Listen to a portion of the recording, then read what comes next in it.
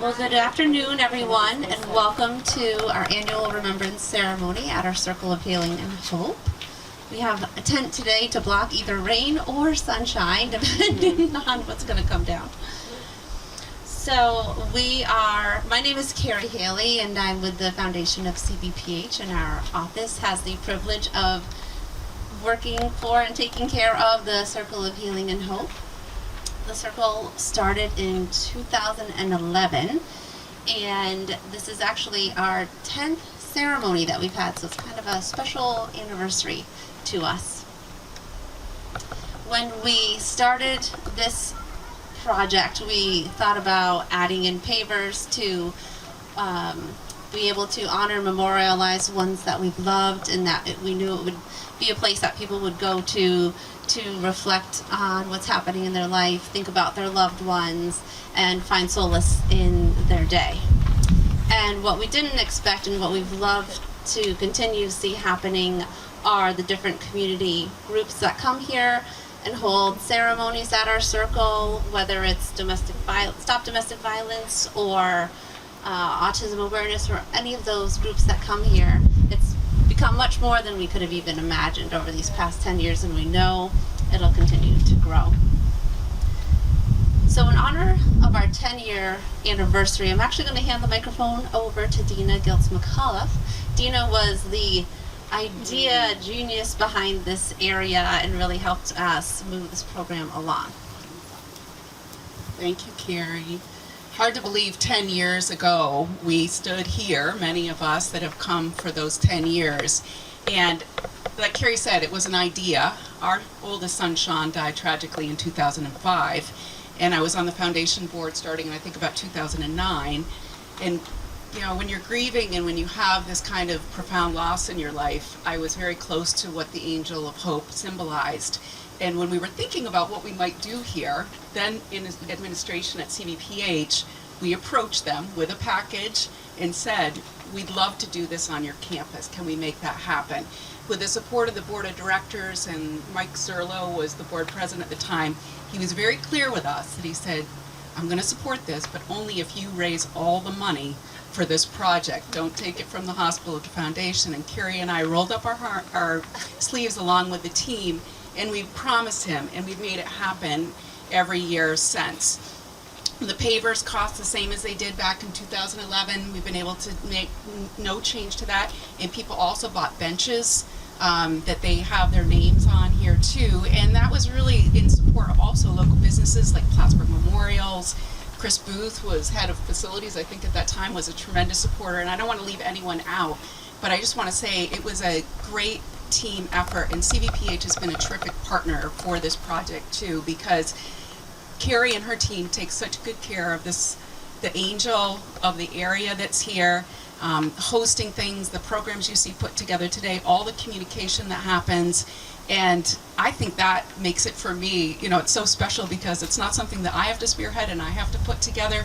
They have the tremendous people here. And as Kerry said, people come here. We're always surprised by how this has been used. I think originally we thought we would do this, it'd be a nice place for people that wanted to sit. But there's a lot of different events that take place right here in the circle that Kerry's always giving me a little bit of an update on. So nice. I know. Thank you. Whoosh.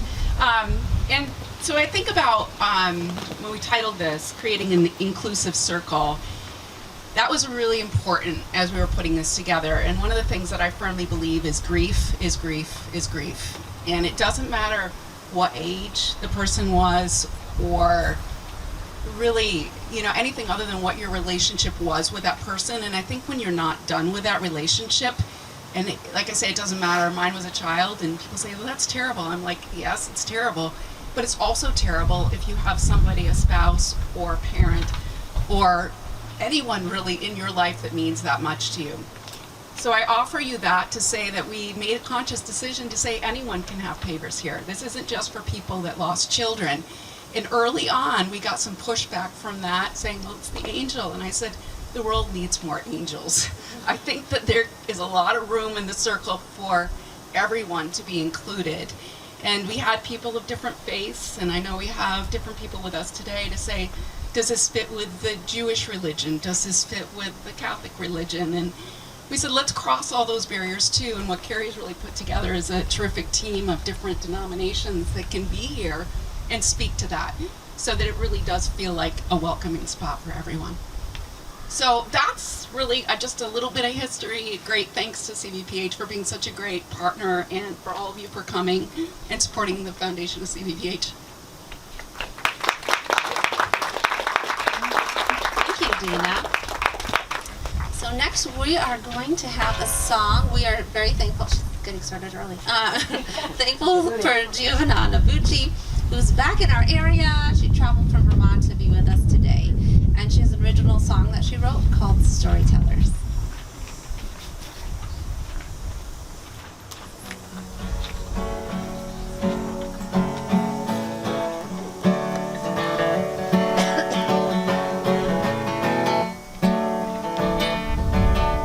I don't have a daughter, and I don't have a son.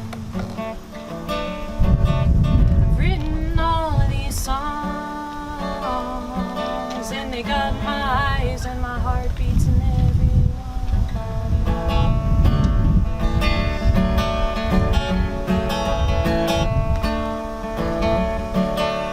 Don't all go according to plan, but in time I've come to understand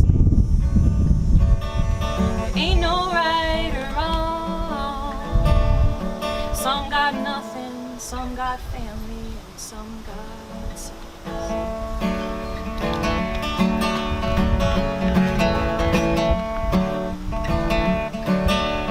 One way or another, we are the storytellers. One way or another, we are the storytellers. We are the storytellers.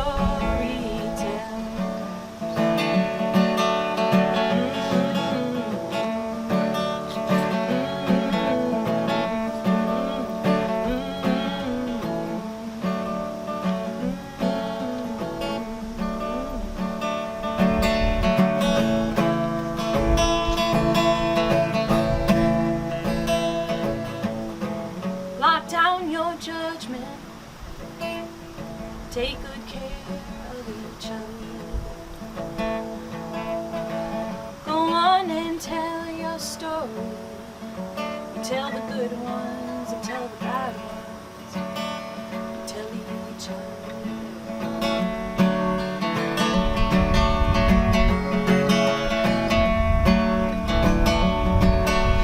One way or another, we are the storytellers. One way or another, we are the storytellers. We are the storytellers.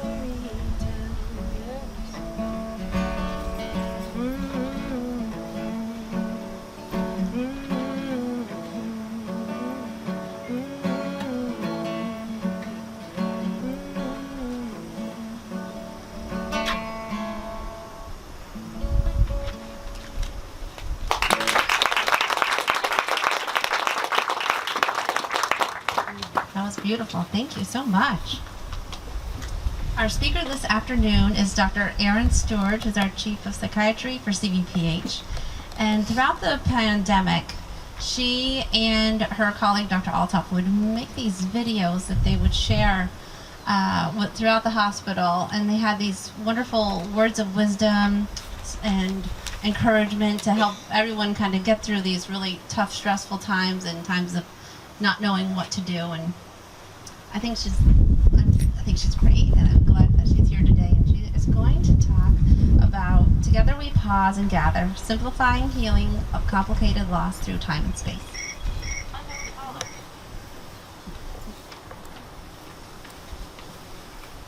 Thank you, Kerry. Thank you for having me today. I wrote a few words, so I'll read them. This has been an unprecedentedly challenging year for so many reasons, but most especially because the ways that we have historically survived through adversity in our community have been taken away from us by the COVID-19 pandemic. For many of us, these restrictions have felt comprehensive and consuming, but I wanted to take this opportunity to remind us of what our hearts always have known. Love and loss occurs within our souls. Grief resides in that same ambiguous gray area of space, our spirits. The connection we have to our loved ones, whether they be alive in body or no longer, lives in our hearts and minds. And no pandemic, no accident, no illness, no space and time can restrict us from that truth, that we have love no matter whether we can physically experience our person or no longer. This realization often feels like pain, and the grieving period is a time of comprehension and understanding that our soul connection has shifted and will look different. Many of us do not want our hearts to have to adjust to this difference. We prefer our life filled up with faces and hugs, coffee and donut dates, backyard sunsets on lawn chairs, laughing and giggling at inside jokes, and sweaty hikes up a mountain with our cherished loved ones. In the grieving period, our heart and soul has to shift because our loved ones are no longer cooking for us or dropping by, checking in, or meeting us where we are. That shift takes time for our heart. As there are no rules or guidelines, our soul follows in adjustment. The pain lifts, it abates, it releases, and it softens on its own time, but only when we come to the conclusion that we still have our loved ones in our own way. For me, the reminder of still having is when I see a buck with a large antler rack. My dad required us girls, my sister and I, to skin his deer with him every hunting season. I found the process treacherous, but looking back on it, my father was proud of providing for our family in all the ways he did, by working tirelessly as a logger, even at the end with his chemo pump strapped to his hip up until the day before he died.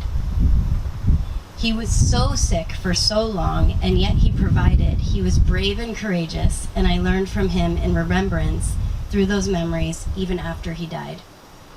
I can feel him and see him and smell his cedar and gasoline-covered old tattered work sweatshirt. Love, as we lose it in the physical form, moves through excruciating pain into forever soul connection inside our hearts. Grief and soul connection never goes away fully. Our minds never cease to wish that our loved ones were still in living proximity to us. Our minds never truly believe our hearts that life will go on and we will be okay without our loved ones. When I brought my young sons to my father's grave for the first time, my older son moved the geraniums aside and asked me, if we dig up Grandpa, will he still be alive? After 25 years of him being gone, I still heard a response thunder through every cell of my being. I wish. This comprehension of a shift in soul connection takes a lifetime and never fully progresses forward to absolute certainty. We still will spend our life waiting to hold and see and experience them again. But gathering gives us time and space to express our pain through storytelling that aids in our progression forward. Our gathering has been limited over last year, and we have lost so much. In that loss, we have also gained so much. I have had the honor of watching our nurses and doctors and employees of this hospital over the last year rain down love all over the patients that have not lived through the last year. I have witnessed the same blood, sweat, and tears that our professionals would provide for their own loved ones, given to all of our loved ones. And we have learned something through those losses. We are a community here. Our souls and our hearts know this, and we show up and stand up because that is our calling to and from our community. This continued showing up and standing up is hard work, and it has been a hard year, but our hearts know what our minds will learn over and over again. Love and loss occurs within our souls, and we are never truly without our children, our dads, our friends, and our people that we have lost in physical form too soon. Grief is the time frame it takes to understand our connection has changed and will never be the same. Our community and gathering with the people still that we have to remember those will help us progress through. Even though it feels like we won't, we most often survive grief. This is a place where together we pause and gather to simplify and heal from complicated loss, which truly is the experience of being alive past those that are gone but not forgotten. Community gathering provides us time and space to comprehend and understand, to remember our loved ones. It will not be ever simple, but it will be. And together we gather again, because this is our heart's understanding and our soul's community. Thank you.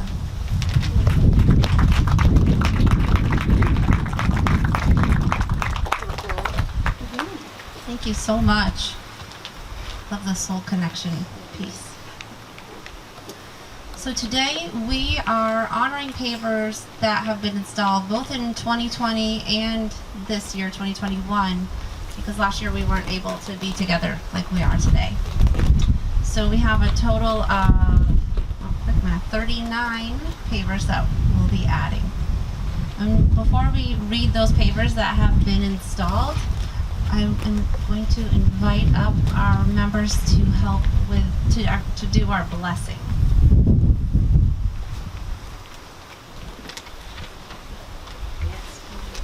So we have Father Reamer, Janet Davis, and Pastor Greg Huth.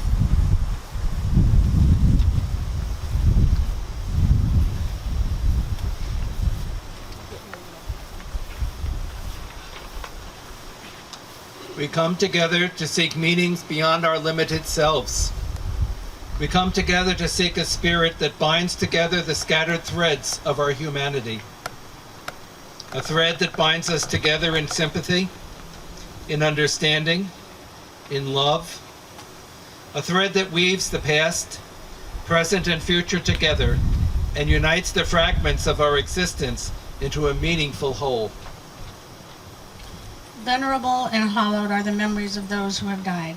We recall them with warmth and affection, grateful to God for the gift of their lives, for their faithful companionship, and for the cherished memories which endure. May God comfort all who mourn. May God grant them strength to see beyond their sorrow and sustain them in their grief, and may their memory be a blessing. Since we have felt the sense of death, the gift of life is more a jewel, and the thread that binds us together is much more precious. And since we have gathered to honor the memories of departed friends, loved ones, and co-workers, and to recognize the ongoing thread of life that carries us into the future, let our hearts and minds and spirits be filled with gratitude for all those who give deep meaning to our lives. In the spirit of love and joy, may God's presence grace this day. Amen.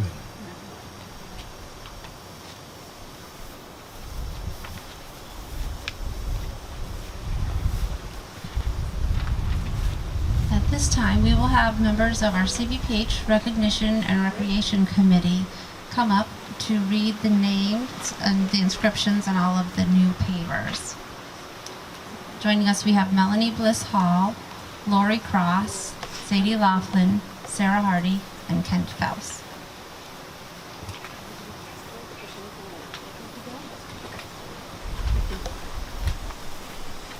In loving memory, Mary H. Fry, dedicated to family and friends, avid athlete, granter of wishes, cheers big ears. In loving memory, you cannot love a thing without wanting to fight for it. Ginny Laporte, truly WCC family. Eddie and Betty Doherty, until we meet again, may God hold you in the palm of his hand. June 8th, 2019. Bert T. Doolin, loving husband, father, and papa. David R. McCrae, loving brother, dad, and grandpa. Nancy Taylor, 1930 to 2019. Wife, mother, microbiome lab. And then, in loving memory of Scott Drolette. Mary Whalen, wife, mom, Nana, July 27th, 1941 to November 24th, 2019. In memory of Gretchen Libby Dollar. In loving memory of Donald H. LaValle. In memory of our brother and uncle Pete Lazor. In loving memory of Donald W. LeBombard. Elizabeth Liz Betty Boyer, 1939 to 2019. Gary J. Butler, never to be forgotten. In memory of Daniel Lucia, Bampa, 1950 to 2020. Sorry. In memory of Ronnie Hoff, always in our hearts. Our beautiful little boy, Nicholas Richard Gadbois, February 28th, 1991 to August 21st, 2020. In memory of John T. and Louise Zerlo. FPN, Me Too, Mi Amore, Tanti Baci, Frank, Peace. Lona Helmechi, Lady Liberty, Sisu, 1933 to 2020. Linda M. Parker, 1958 to 2020, Mom, Mammy. In memory of our brother and uncle, Ernie Lazur. In memory of Jetty and Judy Sousis. Diane LeBombard, forever in our hearts. In loving memory, Carter Moore, July 18, 2020 to November 11, 2020. Robert Mick Drolette, 1961 through 2020. In memory of Leonard and Mildred Passano, 2020. Our angel, Kavian Alec LaGrave, February 16, 2016. Wherever a beautiful soul has been, there is a trail of beautiful memories. In loving memory of Nicholas Gadboy. Helen M. Harrington, registered nurse. Sharon H. Kelly, RN. Raymond V. Reamer, 1916 through 2008. Francis G. Reamer, 1918 through 2021. God is love. A moment in our arms, forever in our hearts. Adeline Rose, November 2nd, 2020. Al and Jackie Buckpick, watch over us, G-Boy and family. Vito and Mary Colangelo, we miss you. Dick, Carm, and Mary Ann. Kevin Keefe, January 18th, 1956 to May 5th, 2018. Forever in our hearts. Coach Ray Holmes, loved by many. And finally, our COVID battle. In honor of staff commitment, patients and families, community thanks, and never back down. Thank you so much. And now Giovanina is going to perform another original song, Carry Me.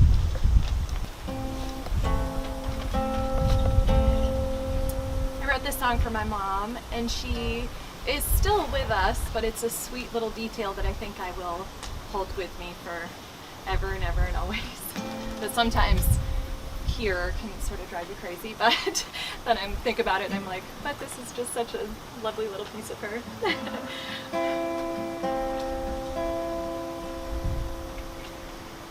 Fly me to the moon, she whistles the tune anytime you music has stopped. Butter in a barrel, cleaning the house, raking leaves and whatnot. Mother, if you make it to the moon, you take me with you. Carry me, I'll carry you.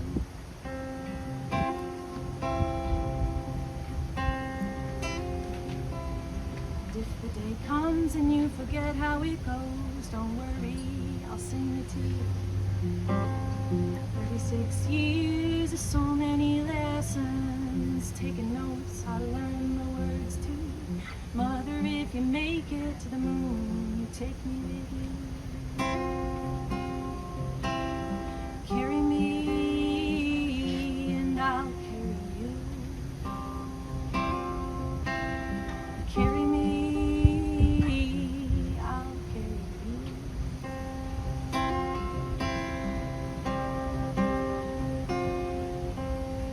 It's the only song I welcome on repeat, as long as you're listening, you're hearing.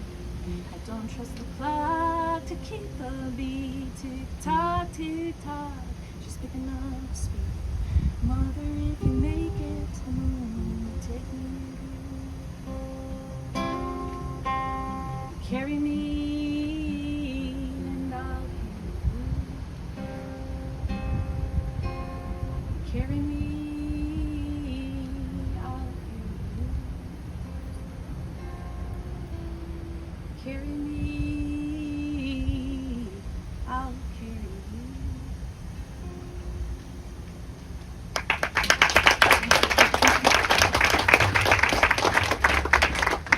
Thank you so much. And now I just would like to thank all of you for being here today, for being part of our ceremony, for being part of our circle, and to our musicians and our speakers. Thank you so much. We have some flowers that were provided by Nelson's Flower Shop, and they are at the entrance of the circle, and we invite you to go over, take a flower, and put that at the paver that is meaningful to you. Thank you so much for coming, and we'll see you next year.